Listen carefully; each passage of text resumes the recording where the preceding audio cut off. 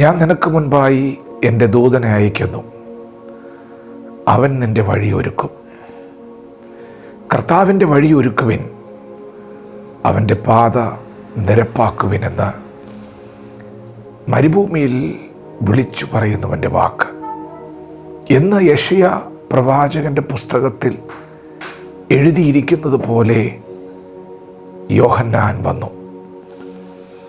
ദൈവത്തിൻ്റെ മാറ്റമില്ലാത്ത വചനം ശ്രദ്ധിക്കുന്ന പ്രിയപ്പെട്ടവരെ, യേശുവിനെ വഴിയൊരുക്കാൻ വന്ന യോഹന്നാൻ തിരുവചനപ്രകാരം ഈ ഭൂമിയിൽ വന്നവനാണ്. നിങ്ങൾ തിരുവചനപ്രകാരമാണോ ഈ ഭൂമിയിലായിരിക്കുന്നത്? നാമൊക്കെ ഈ ഭൂമിയിൽ ഈ ലോകപ്രകാരം ജീവിച്ചു. എന്നാൽ ദൈവത്തിൻ്റെ മാറ്റമില്ലാത്ത വചനം സ്വീകരിച്ച മാത്രയിൽ, യേശുവിനെ കർത്താവും രക്ഷിതാവുമായി സ്വീകരിച്ച മാത്രയിൽ നാം തിരുവചനപ്രകാരം ഈ ഭൂമിയിൽ ജനിച്ചവരാണ്. വീണ്ടും ജനിച്ചവൻ തിരുവചനപ്രകാരം ജനിച്ചവനാണ്. വീണ്ടും ജനിച്ചവൻ തിരുവചനപ്രകാരം സ്വർഗീയ കുടുംബത്തിലേക്ക് ജനിച്ചവനാണ്. നമ്മുടെ ജീവിതത്തിന് തിരുവചനവുമായിട്ട് ബന്ധമുണ്ട്. യോഹന്നാൻ സ്നാപകൻ വന്നിരിക്കുന്നത് യെശയ്യാ പ്രവാചകന്റെ പുസ്തകത്തിൽ എഴുതിയിരിക്കുന്നത് പോലെയാണ്. തിരുവചനപ്രകാരം ഈ ഭൂമിയിൽ ജനനമെടുത്തവൻ യോഹന്നാൻ വന്നു, മരുഭൂമിയിൽ സ്നാനം കഴിപ്പിച്ചു. പാപമോചനത്തിനായുള്ള മാനസാന്തര സ്നാനം പ്രസംഗിച്ചു.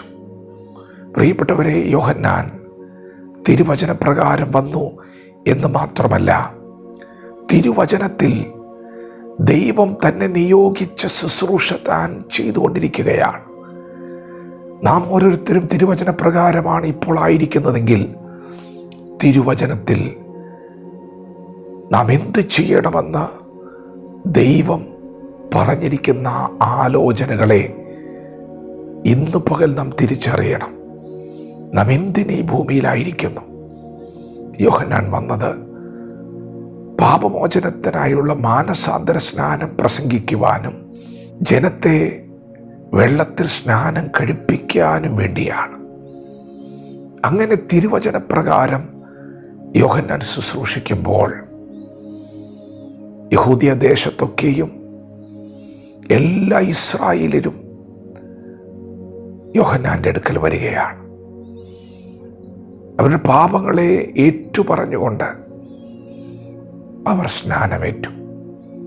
പ്രിയപ്പെട്ടവരെ, തിരുവചനപ്രകാരമാണോ നിങ്ങളായിരിക്കുന്നത്? തിരുവചനം നിങ്ങളോട് പറയുന്നത് പോലെ നിങ്ങൾ അനുസരണമുള്ളവരായി ദൈവം ഏൽപ്പിച്ചതാണോ ചെയ്തുകൊണ്ടിരിക്കുന്നത്? അങ്ങനെയെങ്കിൽ നിങ്ങൾ വലിയ കൊയ്ത്ത് കാണാൻ പോവുകയാണ്. നിങ്ങൾ ആ വചനത്തിൻ്റെ ശക്തി കാണാൻ പോവുകയാണ്. നിങ്ങൾ ആ വചനത്തിൻ്റെ നിറവ് കാണാൻ പോവുകയാണ്. യോഹന്നാൻ കണ്ടതുപോലെ ഒരു വലിയ കാഴ്ച വചനപ്രകാരം നിൽക്കുന്ന നിങ്ങൾ കാണാൻ പോവുകയാണ്.